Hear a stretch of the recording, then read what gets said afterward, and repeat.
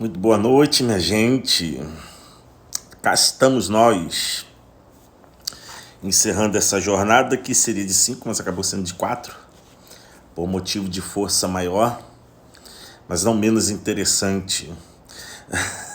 Eu só trouxe esse, tio. Se você vê como que eu tô desapegado das vaidades da vida. Aleluia. Muito boa noite. Pessoal, pega aí o aviãozinho, ó. Esse aviãozinho aqui, manda aí para 357 pessoas. E eu confesso que eu procurei um casaco, mas eu não vi nada que me interessasse. Mas eu só trouxe esse. Eu tô com preguiça. Eu trouxe roupa, mas eu não pedi para passar. Tá bom. Aleluia. Vamos lá, vou esperar um pouquinho aqui. Vocês enviarem pro pessoal. Hoje nós vamos falar sobre espiritualidade. Já vou abrir a caixinha de pergunta. Tá bom? Tá aí a caixinha de pergunta aberta. Pode perguntar. Qual é a sua dúvida sobre vida espiritual? E eu só tô esperando aqui completar 23 horas e 33 minutos para eu começar o nosso assunto aqui, que vai ser forte, quente. Muito, muito bom. Vamos lá. Começando, e vai enviando pra galera, vai compartilhando aí, porque eu não quero perder tempo com essa introdução importante. E na proporção que as dúvidas de vocês forem surgindo, mande a pergunta aí, caixinha de perguntas eu acho que está aberta, para você fazer a sua pergunta.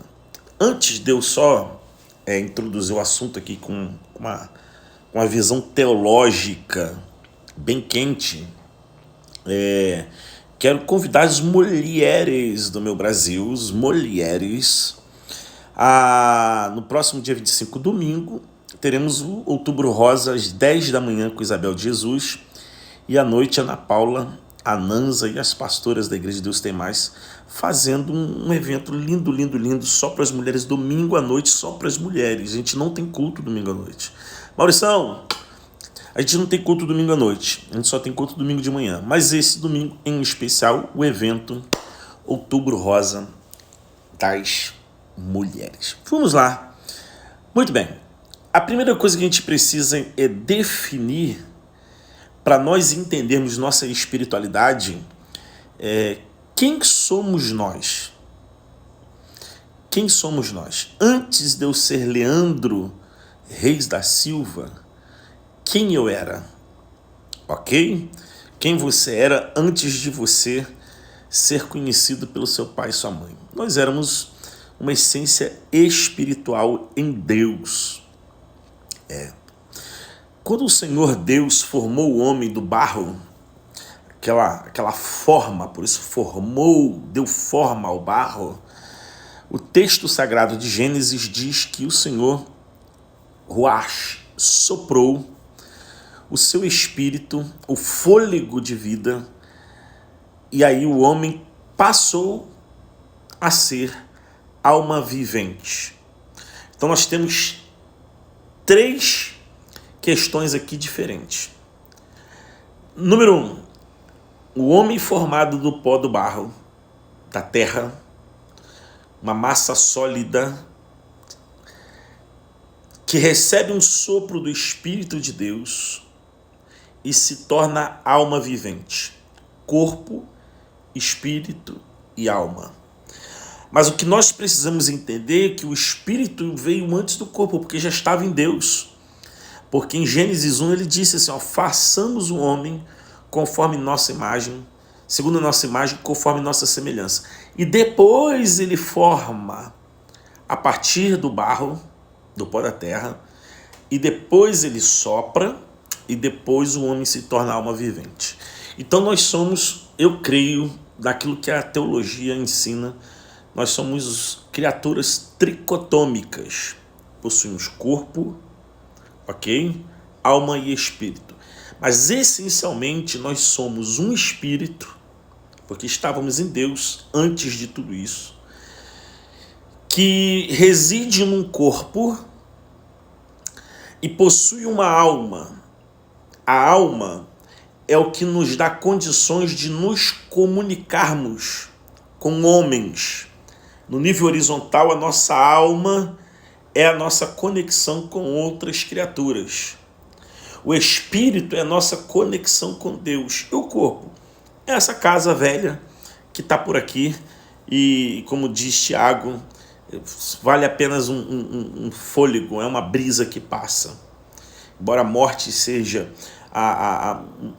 uma questão muito emblemática até para os cristãos, né? Recentemente agora o Senhor recolheu o irmão Harold Oliveira e eu tive o privilégio de conhecer o irmão Harold porque eu fiz programa na rádio quase 3 anos, conheci ele um pouquinho de perto, um camarada assim, de uma simplicidade, de uma humildade, de uma servidão, e eu tenho registros bons e eu fiquei sentido. Imagina quem conviveu com ele. Então, por mais que a gente saiba que isso aqui é só uma casa que de verdade a essência, o espírito volta para Deus, então a gente mesmo assim sente. Por quê? Porque nós essencialmente não fomos formados para morrer. Por isso que nós estávamos em Deus. O espírito é eterno, mas ele veio morar numa casa, e essa casa aqui é perecível, esse corpo é perecível. Então, partindo desse pressuposto, Paulo vai dizer o seguinte, que nós devemos apresentar-nos irrepreensíveis perante Deus, corpo, alma e espírito. Então, se todas essas partes não fossem igualmente importantes, Paulo não teria dado esta recomendação, que nós deveríamos cuidar de forma irrepreensível, tanto do espírito, como da alma, bem como do corpo. Bom, feito isso, a gente começa então a enxergar melhor o plano de Deus para a nossa vida no que tange a indivíduos que somos. Deus quer que nós sejamos indivíduos plenos, irrepreensíveis perante Ele. Então vocês hão de convir comigo que é um erro. Uma pessoa que só cuida da vida espiritual. Culto segunda, terça, quarta, quinta, sexta, sábado, domingo, culto de manhã, culto de tarde, culto de noite, e fica caçando conferência para cá e para lá. E essa pessoa não cuida nem da sua alma e nem do seu corpo. Porque a alma é sentimento. E para isso você tem que usar inteligência emocional. Então, quando a gente começa a perceber que é desejo de Deus que nós nos apresentemos irrepreensíveis perante Ele, corpo, alma e espírito, cabe a mim, cabe a você, um dever inalienável, intransferível. É você que tem que cuidar disso. É você que tem que cuidar do seu corpo. É você que tem que cuidar da sua alma. É você que tem que cuidar do seu espírito. Deus ungiu, levantou pastores como guias de rebanhos, os rebanhos de Deus, apacentando as almas. Mas, meu amigo, eu não tenho como cuidar do seu corpo, eu não tenho como cuidar do seu espírito. O pastor é um apacentador de almas, de vidas, para trazer a instrução necessária. Mas o que você faz com a instrução, eu não tenho como interferir nisso. É uma questão de decisão sua. Então, por exemplo, uma pessoa que cuida da alma, cuida do espírito e não cuida do corpo, essa pessoa ela está vivendo um estado de desobediência. Por isso que a glutonaria é pecado. Por isso que a bebedice é pecado. Por isso que as orgias é considerado pecado. Por quê? Porque você aflige o corpo, você afeta o corpo, e o corpo deve ser apresentado irrepreensível perante Deus. Então, claro, eu não vou dizer aqui que você vai se tornar um chatoloide da vida, que cada um tem a sua escolha. As pessoas que são veganas, beleza, o problema é seu. Agora não seja chato, cuide da sua vida. Parto da premissa seguinte, gente, que tudo é muito bem sucedido quando há equilíbrio. Então escrevam aí E já pode começar a mandar suas perguntas, tá bom? Qual é a sua dúvida sobre vida espiritual? Eu não consigo ter uma vida de oração. Por quê? Tem pessoas que têm essa dúvida, não sei se é a sua. Eu não consigo ter uma metodologia de leitura da Bíblia. Eu não consigo ser um ofertante, um dizimista, porque isso é aspecto espiritual. Eu ainda não descobri o meu propósito para servir na obra. Onde eu sirvo? Qual é o meu dom? Qual é o meu talento? São várias perguntas relativas à vida espiritual que muitas pessoas têm. Talvez você gostaria de me fazer uma pergunta se você estivesse no gabinete comigo. Qual é o seu problema espiritual hoje? Qual é a sua dúvida? O que você precisa dizer para mim? Enquanto eu vou encerrar essas considerações iniciais aqui, falando sobre a tricotomia, falando sobre corpo, alma e espírito.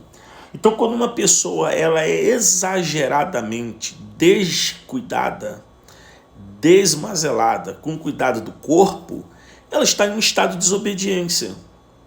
A pessoa come demais. Você está afetando o seu organismo, trazendo diabetes, obesidade mórbida, trazendo glicose alta, colesterol alto, entupimento de veias e várias outras complicações que eu não sou médico. Estou dando aqui um aspecto ambaçã para você entender. Então, ter o domínio próprio e o controle da sua compulsão alimentar, porque não é fome, gente, isso é compulsão alimentar. A pessoa é compulsiva, ela tem que estar comendo, porque ela tem uma ansiedade não resolvida, ela tem uma questão na alma não resolvida. Gente, isso é mais sério do que vocês podem pensar. Então você precisa, se você é alguém que identifica ser uma pessoa que tem compulsão alimentar, você precisa pedir ajuda e resolver isso. E não sou eu quem digo. A Associação de Psiquiatria do Brasil, ela afirma em estudos recentes que toda compulsão é fruto de uma falta, é uma fuga. Seja compulsão por sexo, por jogo, por comida, qualquer compulsão. Uma pessoa que tem compulsão por exercitar-se, tudo que é exagerado, gente, não é sadio. Entende? Até o exercício exagerado, que aparentemente seria um cuidado, não é cuidado. Da mesma forma que a pessoa bulímica, que ela não come, que ela se acha gorda demais, ela também está agredindo o seu corpo. E nós precisamos apresentar-nos perante Deus irrepreensíveis, corpo, alma e espírito. Como eu cuido do meu corpo? Equilíbrio alimentar, exercício, domínio. Eu não estou com fome, por que eu vou comer? Não, eu vou dar uma ordem ao meu cérebro, porque eu não estou com fome. Isso aqui é o quê? É uma compulsão, é uma fuga do quê? Não tenho resposta, vou procurar resposta, mas eu também não vou comer porque eu não estou com fome. Eu preciso doutrinar a minha mente e doutrinar as minhas vontades, segundo aquilo que é melhor para mim. Tudo bem até aqui? Equilíbrio é a chave. Como que eu cuido da alma, gente? Primeira live dessa que você precisa ir lá no YouTube, essa está no YouTube, falando sobre emoções. Cuidado com o que entra, cuidado com o que sai, cuidado com o que permanece. Porque tudo isso são toxinas emocionais que afligem a sua alma. Normalmente, pelo viés do que você ouve, pelo viés do que você vê. As perguntas, já temos aqui perguntas chegando. Vai mandando, que daqui a pouquinho, mais 5 ou 10 minutos, eu começo a responder as perguntas. Equilíbrio é a chave. Como que eu cuido da minha alma? Cuidando do que eu vejo, do que eu ouço. Cuidando do que entra, cuidando do que sai, cuidando do que permanece. Como eu cuido do meu espírito, gente? Porque, voltando aqui ao aspecto alma, por que do que eu vejo, do que eu ouço? Porque a alma está relacionada, lembra que eu falei no início agora da live? Ao meu relacionamento horizontal com outras pessoas. Então, são toxinas que vêm, e normalmente não é de desconhecido, porque o desconhecido não te aflige, o desconhecido não te afeta, é de quem você considera, é de quem você ama. Então, aí entra uma questão de inteligência emocional, porque mesmo amando e mesmo considerando, você vai precisar ter um filtro de acesso.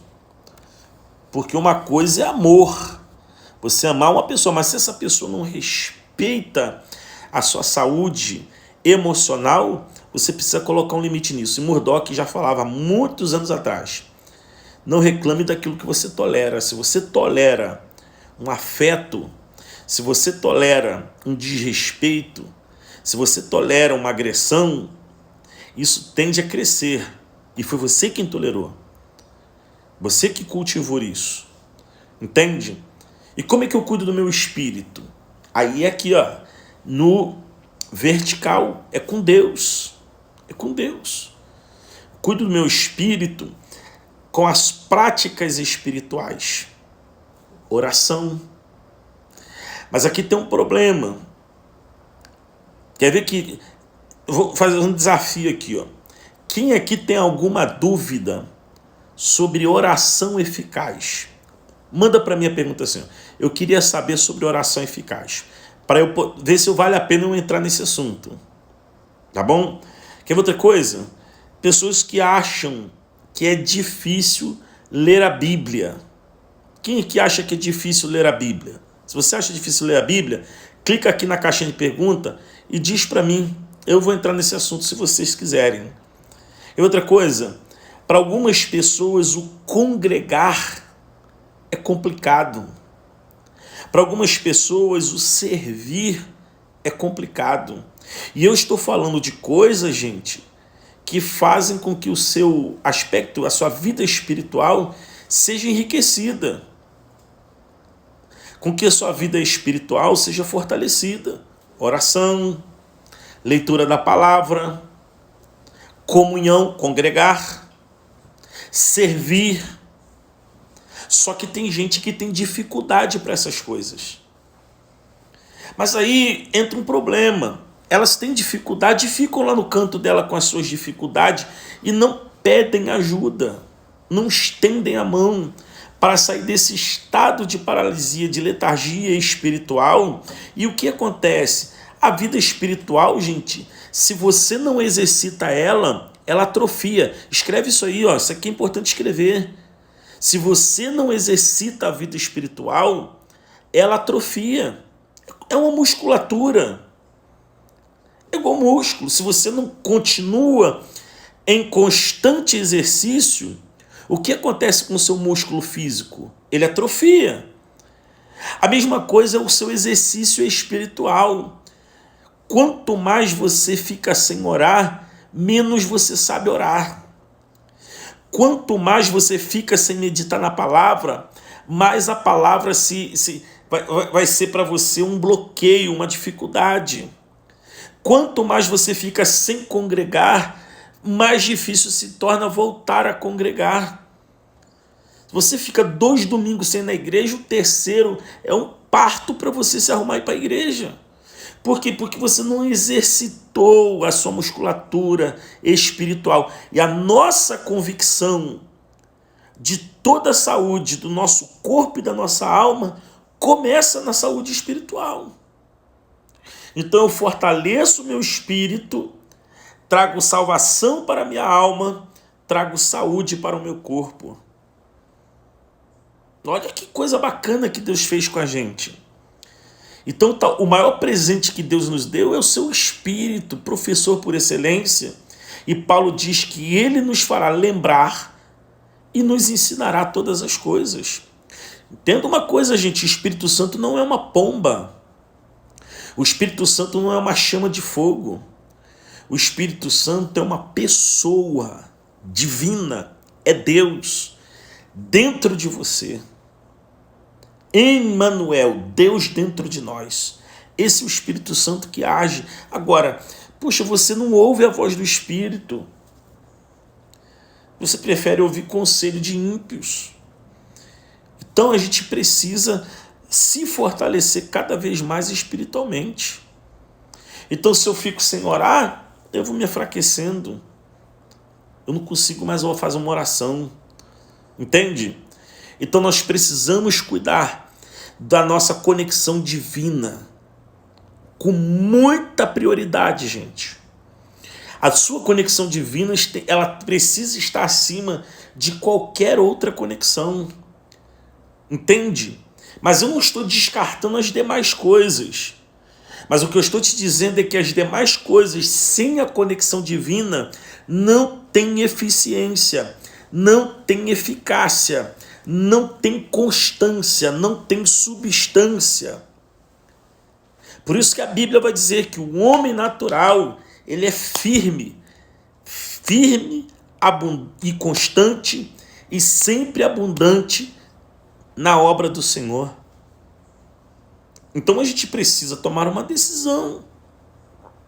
Um ano como o ano de 2020, um ano completamente emblemático, disruptivo nós estamos num hotel, para você ter uma noção, que é um hotel que eu gosto de ficar em São Paulo, porque ele é muito bem localizado, é um quarto muito amplo. Só que uma das coisas que eu gosto de ficar aqui no Luz Plaza é que o segundo andar desse hotel tem um spa urbano, e por muitos anos eu me hospedei nesse hotel, porque eu trabalhava, pelo menos eu vim em São Paulo 2 vezes por semana. Na época da gravadora, na época da pauleira mesmo, eu vinha 2 vezes por semana para cá. E às vezes eu fazia bate-volta, às vezes eu não aguentava fazer bate-volta, eu me hospedava aqui no Luz Plaza. E por causa desse spa urbano que tem no segundo andar, que tem vários tipos de banho, vários tipos de massagem, tem um quarto do sono lá delicioso, vários tipos de saunas, e isso incluso na diária, eu vim para cá todo feliz achando que usufruí isso. Tá fechado o spa urbano. Esse hotel é considerado um dos melhores cafés de hotel de São Paulo. A gente foi tomar café, é quase que constrangedor você tomar café. A maneira como a pessoa te serve, tudo enrolado em papel filme, tudo. Dá até preguiça de comer. Então é um ano que muitas coisas mudaram. E, gente, se a gente não cuidar da nossa mente e do nosso espírito e do nosso corpo, a gente não consegue atravessar esse vale. E vale este que ainda não acabou. Porque ainda não temos vacina. As pessoas continuam morrendo. Deus tem te guardado. Deus tem me guardado. Deus tem nos guardado. E a grande pergunta que eu faço é: o que nós estamos fazendo em retribuição? Eu digo retribuição, força de expressão, mas é uma maneira pífia de retribuir ao que Deus tem feito por nós. O mínimo é nós nos cuidarmos. É cuidarmos da nossa alma e do nosso espírito e do nosso corpo, tá bom? Então vamos começar aqui com as caixas de pergunta. Mande sua pergunta para cá e eu quero aqui compartilhar algumas coisas com vocês. Uma dica para manter a constância na leitura da palavra. Quem aqui tem dificuldade, gente, de ter constância na meditação da palavra? Vamos ser sinceros? Levanta a sua mãozinha aí. Quem tem dificuldade? Eu sei que uma grande maioria tem. E não se envergonhe por isso, porque vocês não foram ensinados. Muitos não foram ensinados. Escola de sabedoria, a gente aplica isso aí demais. Mas vamos lá. Como eu tenho constância na leitura da palavra? Só existe uma maneira eficiente, eficaz e extremamente simples para você ser constante na meditação da palavra. Mas antes de eu dizer isso, eu preciso dizer da importância de se meditar na palavra. Salmo 1, o salmista diz: bem-aventurado o homem que não se detém, que não ouve o conselho dos ímpios, não se assenta no caminho dos pecadores, não se detém na roda dos escarnecedores. Antes a isso tem prazer na palavra do Senhor, e na sua palavra ele medita de dia e de noite. E então ele será como uma árvore plantada junto a ribeiro das águas, cujas suas flores não murcham, as suas folhas não caem, e tudo quanto ele fizer, ele será próspero. Tem vários versículos aqui sobre a importância da palavra, da meditação constante. O Senhor Deus disse para Josué: medita no livro desta lei de dia e de noite, porque ninguém poderá te resistir. Assim como eu fui com Moisés, eu serei contigo, Josué. O salmista ainda vai dizer: guardei a tua palavra no meu coração, para eu não pecar contra ti. O Senhor falou para Jeremias: o que você está vendo? Ele disse: eu vejo uma vara de amendoeira. E Deus respondeu: pois bem, bem disseste, porque eu velo pela minha palavra para fazê-la cumprir. Uma dica para você manter constância na leitura da palavra se chama prioridade. Prioridade. Como eu priorizo isso? Tem que ter hora e tem que ter lugar. Se você não estabelecer hora e lugar, você terá 1000 coisas para fazer e você não para ler a Bíblia. Gente, eu sou pastor, mas já houveram dias que eu acordei e deitei sem ler a Bíblia. Por quê? Porque naquele dia eu não coloquei em prática a prioridade para que isso acontecesse. O anjo não vai bater nas suas costas e dizer assim: ei, chegou a hora de ler a Bíblia. Se você não colocar dia e hora para isso, lugar e hora, dia todo dia, deveria ser, mas lugar e hora. Por que lugar, Leandro? Porque o lugar te disciplina. Eu me sento, eu envio a mensagem para o meu inconsciente: bom, estou aqui para ler a Bíblia. É o mesmo efeito que o uniforme, é o mesmo efeito que a farda faz no militar, o uniforme faz no trabalhador. Isso aqui é científico. Quando o militar ele está fardado, ele se sente mais empoderado com a farda. O trabalhador com uniforme, ele se sente mais empoderado. Lugares trazem empoderamento. Então eu sento aqui, eu enviei uma mensagem para o meu inconsciente dizendo assim: opa, esse é o lugar de ler a Bíblia. É aquele cantinho da mesa. Eu tenho na minha casa uma cadeira da minha mesa de jantar. Daqui a pouco eu vou ter o meu escritório, que lá em Nova Iguaçu eu tinha, aqui em São Gonçalo não tinha. Daqui a um pouco eu vou ter um lugar para eu estudar, entende? E é hora de ler a Bíblia. 15 minutos, gente. 15 minutos. Entende? 15 minutinhos. Você ler a Bíblia de papel de preferência. Porque se você vai ler... o Matheus botou essa carinha aí porque é o quarto dele que vai se transformar no meu escritório. Se você vai ler a Bíblia no celular, vai notificar as suas redes sociais e você perde o foco da leitura. Puxa, deixa o seu celular carregando lá na tomadinha, pega a Bíblia de papel, 15 minutos, entende? E você vai ver como é que você vai conseguir, com muito mais sabedoria, ter constância na leitura da palavra.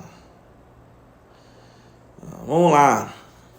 Pastor, tem ouvido muitas pessoas dizendo que 2020 praticamente acabou. Sua opinião sobre esse assunto? 2020, sabe quando que 2020 vai acabar? No dia 31 de dezembro, às 23 horas, 59 minutos e 59 segundos. Até lá, é meu dever e seu dever acreditar que Deus, Efésios capítulo 3, versículo 20, é poderoso para fazer infinitamente mais, além de tudo aquilo que pedimos ou pensamos, segundo o seu poder que opera em nós. As pessoas, entenda uma coisa, elas não estão dizendo que 2020 já acabou, ou praticamente já acabou, por causa da pandemia. Essas mesmas pessoas falaram isso em 2019. Em 2019, em outubro, não tinha pandemia, mas o medíocre estava dizendo: o ano já acabou, o ano já acabou. Você está doido?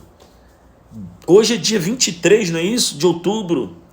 Nós vamos viver muita coisa linda ainda até o dia 31 de dezembro, às 23 horas, 59 minutos e 59 segundos. Agora você não precisa ser o chato quando o ano acabou. Só acredita que o ano acabou, cara, é problema dela. Eu é que não tenho que acreditar nisso. Eu é que não vou internalizar essa mediocridade. Eu é que não vou internalizar, aceitar. Hoje já é dia 24, ó, vocês viraram o dia comigo mais uma vez essa semana. Eu é que não vou acreditar nisso. Eu vou contar um segredo aqui de bastidores para vocês, de backstage. Eu durmo antes da live. Se a André não me acordar, né, nega? Eu apago ali, aí ela não vai fazer a live não. Entende, gente? Eu é que tenho que acreditar. E eu acredito. Eu não sei se eu estou sozinho aqui, mas pelo amor de Deus, alguém deve acreditar nisso que eu estou falando. Deus não tem feriado, gente. Deus não tem recesso. Deus não tem lockdown. Eu disse dia desses aí, na Escola de Sabedoria, que a pandemia não é coleira para Deus. Deus não ficou limitado por causa da pandemia. Deus não está limitado porque é outubro, novembro, dezembro, segunda, quarta, quinta, sexta. Deus é Deus. E Ele é poderoso para virar o seu cativeiro em 24 horas. A Bíblia conta uma história lá em 2 Reis, capítulo 6. Se não me falha a memória, 2 Reis, capítulo 6. A cidade de Samaria estava sitiada. Os assírios haviam sitiado a cidade. Ninguém entrava, ninguém saía. Ninguém comprava, ninguém vendia. Acabou o suprimento. A fome era tão grande que as pessoas estavam pagando um preço caríssimo por cabeça de jumento e esterco de pombo para comer. A ponto de acabarem os recursos e uma mãe virar para outra e dizer assim, hoje eu mato meu filho e a gente come. Amanhã tu mata teu filho e nós comeremos ele. Olha o desespero. Uma mãe praticando canibalismo com a carne do próprio filho. O rei entrou em desespero, foi até o profeta. E o profeta disse assim, assim diz o Senhor, amanhã estas horas, ou seja, daqui a 24 horas, haverá mantimento na porta de Samaria, em abundância. O profeta disse assim, o que hoje está faltando, em 24 horas vai sobrar. Alguém teria que pegar essa palavra e dizer assim, eu creio nisso, eu vou repetir.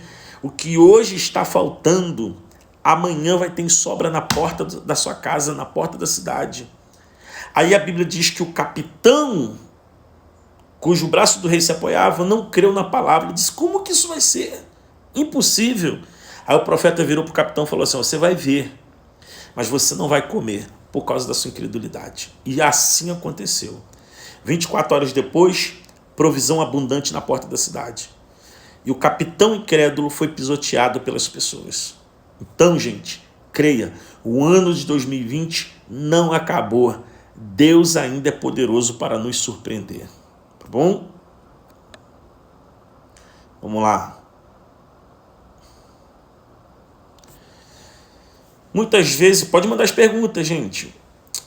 Muitas vezes eu leio a Bíblia e não compreendo. Como mudar isso? Bom, a primeira questão que fica aqui é o que você está lendo da Bíblia? Nós somos seres muito místicos. O ser humano é místico, ele gosta das coisas, sabe, extremas, místicas, ocultas, misteriosas. E uma pesquisa de comportamento com novos cristãos acerca da leitura da palavra detectou a seguinte falha, que por causa dessa atração pelo místico, pelo culto, sabe, pelo futuro e tal, o novo convertido tinha mais atração em começar a ler a Bíblia pelo Apocalipse. Um erro fatal. Porque o Apocalipse é um livro profético, entende? Com muita figura de linguagem, com muito simbolismo. Um livro que a pessoa precisa ler com suporte didático, um dicionário, um manual bíblico, ou um mentor que possa acompanhar você na leitura e ir esclarecendo as suas dúvidas enquanto você está lendo. Então, quando uma pessoa que é neófita, um novo convertido, começa a ler a Bíblia pelo Apocalipse, vai ler a Bíblia no livro de Ezequiel, essa pessoa ela vai ter confusão na mente, porque são livros de muito simbolismo, de linguagem simbólica muito forte.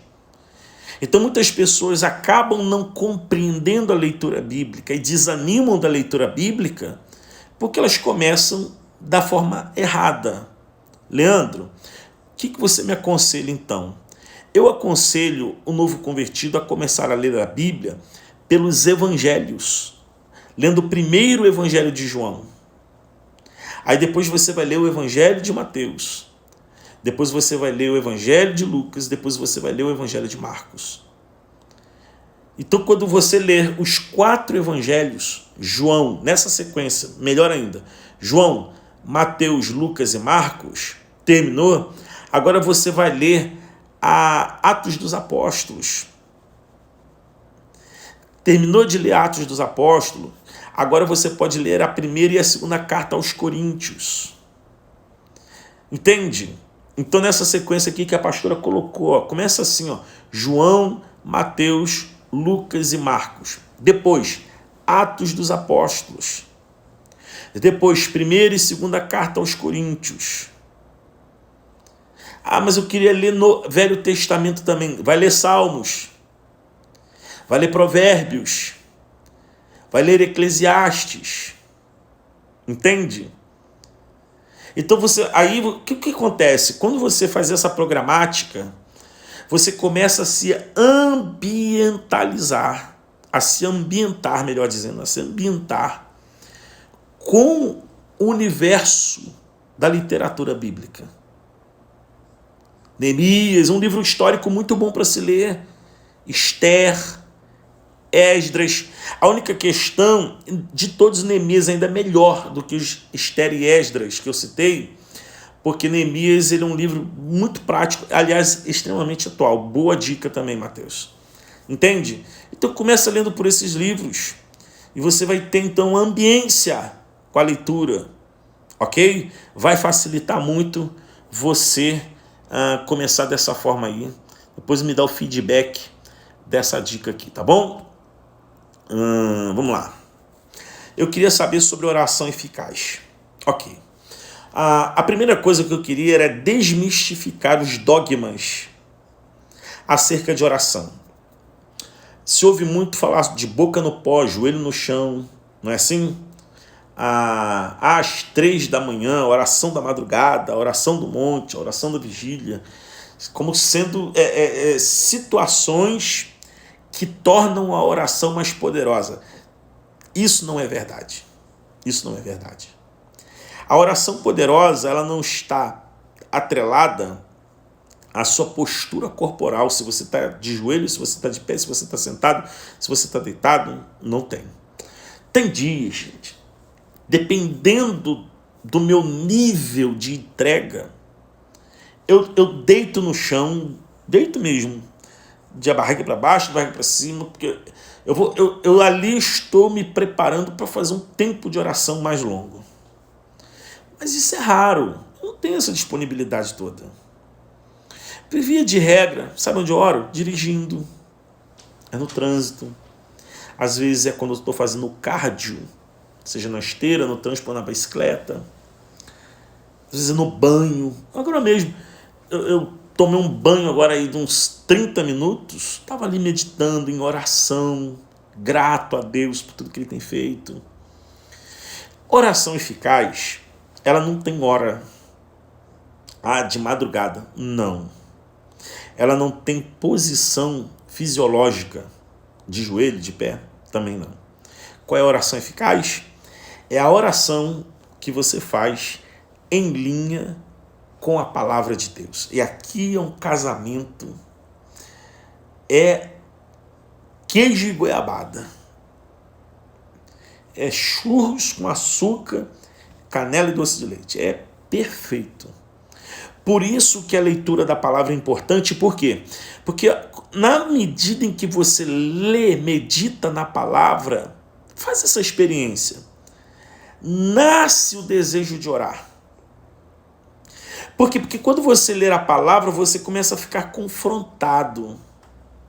Você lê um milagre. Marcelão! Você lê um milagre. Cara, você ora.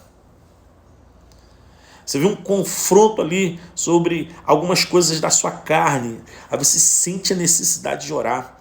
Então, quando você ora a palavra, você lê uma promessa bíblica, aí você ora em cima da palavra. Aliás, tem um livro muito interessante que eu deixo aqui como recomendação, da Valnice Milhomens, Orando a Palavra. Eu acho que, dos que eu li sobre oração, um dos livros mais assertivos e mais práticos sobre oração que eu já vi. Orando a Palavra. Vale muito a pena você buscar essa literatura aí. Então, a oração eficaz é aquela que você ora em linha com a palavra. De acordo, Senhor, como está escrito. Aí você ora, você reivindica uma promessa, você clama acerca de uma transformação, de uma mudança. Entende? Então, a oração eficaz, repito, não tem lugar, não é no monte, não é na mata. Tem gente que entrei na mata fechada. Não, o escoteiro entra na mata fechada também, o bope entra na mata fechada. Tem esse troço de mata fechada, mata aberta, altura do monte. Não tem nada disso. Não tem lugar e não é a hora, e não é a fisiologia do seu corpo. É quando você ora em linha com a palavra de Deus. Tá bom? Vamos lá. Vocês gostam, né? Vamos lá. Boa noite, estou conhecendo algumas igrejas. Como fico sabendo onde devo ficar? Espero que uma dessas, Luana, seja Deus tem mais, e aí você não tem mais dúvida. Gente, igreja é o seguinte. Eu vou falar uma coisa aqui que eu sei que pode causar um desconforto em algumas pessoas, mas eu tenho que falar a verdade. Como Paulo disse, nada podemos contra a verdade, senão pela verdade. Gente, eu não creio que Deus fica com uma planilha gerenciando para que igreja você vai. Ah, meu tempo aqui acabou. Deus falou que meu tempo aqui acabou, agora Deus falou que meu tempo é ali. Deus falou que preparou isso. Eu não creio nisso. E não encontro base bíblica para isso. Agora, a multiforme graça de Deus se manifestou fazendo com que as igrejas elas sejam muito ecléticas na sua maneira de congregar, de adorar e de servir. Vou dar um exemplo. Há coisa de uns 3 anos atrás, um casal maravilhoso, mas um casal de idoso, idoso mesmo, terminou o culto, vieram falar comigo, pastor, falaram assim, pastor, nós amamos a Deus tem mais. Só que o som aqui é muito alto e a gente não acostuma. Eu falei, e aí, irmão? Ele, não sei, não tem como a gente ter um meio termo. Eu falei, gente, sabe o que acontece? Em São Gonçalo, tem um monte de igreja que o som é aqui, ó, aquele som quase que ambiente. Eu sou pastor de uma igreja que o som é alto, porque eu quero pastorear um grupo que gosta desse tipo de som, que gosta desse fervo, dessa festa, desse barulho, desse ambiente. Porque senão esse povo não vai ter um lugar para ir. Imagina se todo mundo tivesse um sonzinho ambiente, aquela coisa clássica.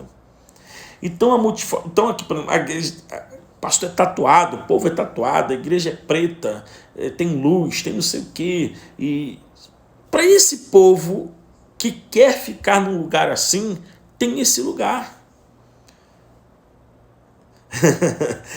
Para um povo que não gosta de um som alto, cara, tem a PIB de São Gonçalo, sabe? Tem a Congregacional de São Gonçalo. Então, isso não é crítica, não. Eles são maravilhosos. Mas eu me propus a pastorear um povo que gosta de som alto, gosta de pula, abraça, festa, fervo, sabe? É esse povo que eu quero pastorear. Eu não quero que eles fiquem sem um lugar para estar com a família. Entende? Então, como eu sei onde eu devo ficar? É onde você se sente bem. É onde você tem vontade de voltar. Uma das coisas que mais me apaixonam no rebanho que Jesus me confiou para pastorear é que eles chegam cedo na igreja. Sabe por que eles chegam cedo? Que eles sentem saudade daquele ambiente, daquela festa, daquela comunhão. Então não é uma coisa fardosa, pesada. Entende? A última mudança brusca que nós fizemos na nossa liturgia, por conta da pandemia, eu acabei com o culto domingo à noite. Cara, me tacaram pedras de todo lado. Isso é uma loucura. Isso aqui, meu irmão. Você ama estar na igreja domingo à noite? Cara, todas as igrejas de São Gonçalo têm culto domingo à noite. Eu acho que a única que não tem se chama Deus Tem Mais. Por quê? Porque eu acredito que nós tendo uma boa adoração, uma boa palavra, um momento realmente intenso e especial de manhã, eu vou embora para minha casa curtir minha família. Eu vou embora para minha casa curtir meus amigos. Eu vou descansar. Eu vou estudar. Eu vou projetar. Mas eu estou pastoreando um povo que valoriza isso. Se isso não é importante, o importante para você é Deus me livre, ficar em casa e o Faustão falando. Então, cara, tem igreja para você ir domingo à noite. Giovanni! Cara, eu tenho uma admiração por esse. Sigam esse camarada aqui, o Giovanni Araújo. Ele é um empresário de uma empresa chamada Executivos da Rua. O Giovanni foi um dos responsáveis. Eu vou dar uma notícia aqui em primeira mão para vocês. Um parceiro que nos ajudou a chegarmos hoje a 60 mil máscaras vendidas na Olive Creative. Tinha que soltar foguinhos aqui. Hoje batemos, Giovanni, 60 mil máscaras vendidas. Hoje, nessa data, hoje não, ontem, né? 23, 60 mil máscaras vendidas nessa sexta-feira. Deus abençoe, Giovanni. Entende, Luana? Então, com a igreja, é que você se sente bem, é que você sente saudades de voltar, é que você não tem vontade de ir embora, é que você sente, ouve Deus falando com você. Essa é a igreja que você vai ter certeza que deve ficar, tá bom? Vamos lá? Mais perguntas aqui. Aqui, ó, dica de Bíblia de fácil leitura. Pergunta da nossa digníssima pastora Andréia. Olha, gente, para o novo convertido, eu acho muito bacana você ler a Bíblia NVI, Nova Versão Internacional. Tem a Bíblia Esperança também, que é uma versão bem romanceada, bem, sabe, muito gostosa para vocês lerem. Eu daria essas duas dicas. NVI, tá? E a Bíblia Esperança. Vale muito a pena você fazer esse investimento e ter essas versões com você. Porque a revista e corrigida já é uma palavra mais rebuscada, sabe? Tem umas palavras lá que é difícil, de época e tal. NVI e Bíblia Esperança. Vale a pena vocês investirem na leitura nessas duas versões. Como manter-se equilibrado em um ambiente desfavorável? Falando de vida espiritual, a boa notícia é que só depende de nós, tá? Manter uma espiritualidade constante só depende de nós, não do ambiente. Vou dar um exemplo. Eu fui o primeiro cristão da minha família. Declaradamente cristão. Uma família de 9 tios, 54 primos. Eu fui o primeiro cristão da minha família. Toda a minha família, quase que 80% de raiz católica e uma berola ali de raiz espírita. Na minha casa, minha mãe se dizia católica, mas não era muito praticante. Não era nada praticante. E o meu pai também se dizia espírita, mas também não era muito praticante. Ele ia de vez em quando lá e tal. Tanto que na minha adolescência eu cheguei a bater tambor na minha adolescência. Tinha um terreiro do lado da minha casa, da dona Beth, e o filho dela, o Sérgio, me ensinou a bater tambor. E por um tempo curto eu cheguei a bater tambor lá. E, enfim, então meu ambiente não era muito favorável. Quando eu me converti, Para você ter uma noção, eu não tinha um amigo cristão. Quem se tornou meus amigos, os que se tornaram meus amigos cristãos, eram os irmãos da própria igreja, mas aí eu me converti numa igreja muito grande. Eu me converti na maior Assembleia de Deus da Baixada Fluminense na época, que é a Assembleia de Deus de Belfor Roxo.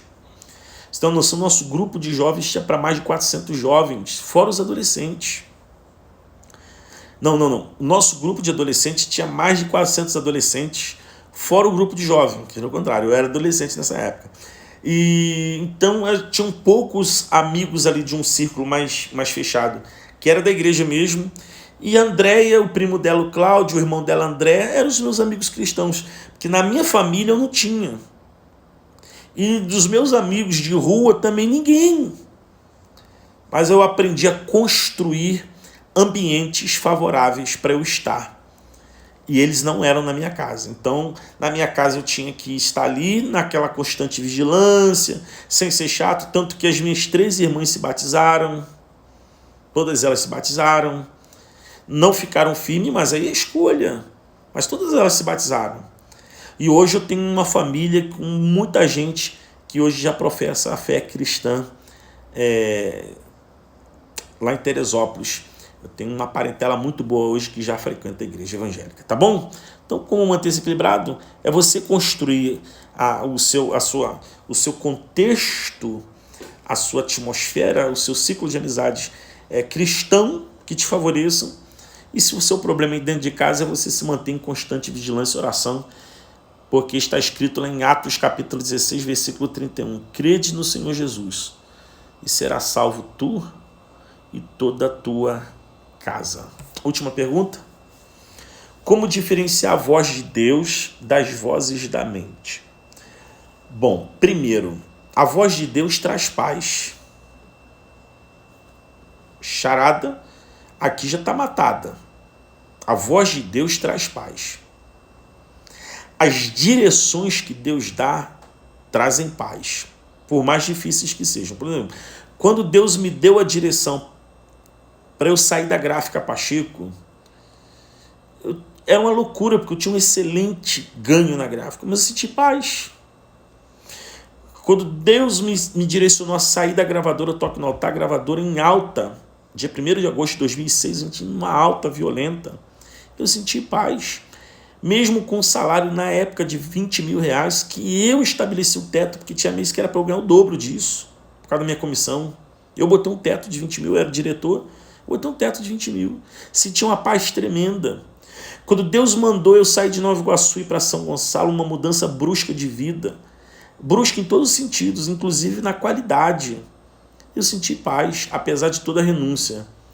Então, a primeira coisa que você tem como diagnóstico de que essa voz que está falando contigo é de Deus, é que ela traz paz. Ela não traz confusão. Ela não traz perturbação. Ela não traz medo. Entenda uma coisa, por mais que uma direção que Deus dá possa te trazer um certo medo, que é natural, dependendo da mudança, mas mesmo nesse meio do medo aí, você tem paz. Você tem paz. É impressionante. Mesmo no meio dessa insegurança humana, normal, somos pessoas falíveis, com paz. Entende? Então, é a regra magna para você saber que a voz que fala contigo é a voz de Deus. Paz. Traz paz. Tá bom, gente? Vou ficando por aqui. Hoje, encerrando, então, a nossa semana. Desafio uma vida interessante. Querendo Deus, Felipe chegou agora. Querendo Deus, voltaremos antes do final do ano com mais uma jornada. Tá bom? Espero que vocês tenham gostado de estar comigo nesse tempo aqui. Falamos sobre hoje vida espiritual. Ontem falamos sobre vida financeira. Ontem falamos sobre relacionamento. Segunda-feira falamos sobre vida emocional. Tá lá no YouTube. Se você não assistiu, vai lá no YouTube e assiste. Entende? Felipe chegou, tá dando tchau. Entendeu? Então eu espero que isso tenha agregado na vida de vocês. Marca aí, Rafaelzinho, marca aí o maior número de pessoas que você puder, para que elas também estejam assistindo essa transmissão aqui. E a minha oração é que Deus abençoe sua vida, sua casa, sua família. Domingo, às 10 da manhã, estaremos na Escola de Sabedoria com a missionária Isabel de Jesus. Vou soltar um vídeo dela agora aqui no Stories, para vocês assistirem quem é essa mulher. E à noite, somente as mulheres com o evento Outubro Rosa. Tá bom? Vai ser tremendo, vai ser lindo. Beijo no coração de vocês, até a próxima.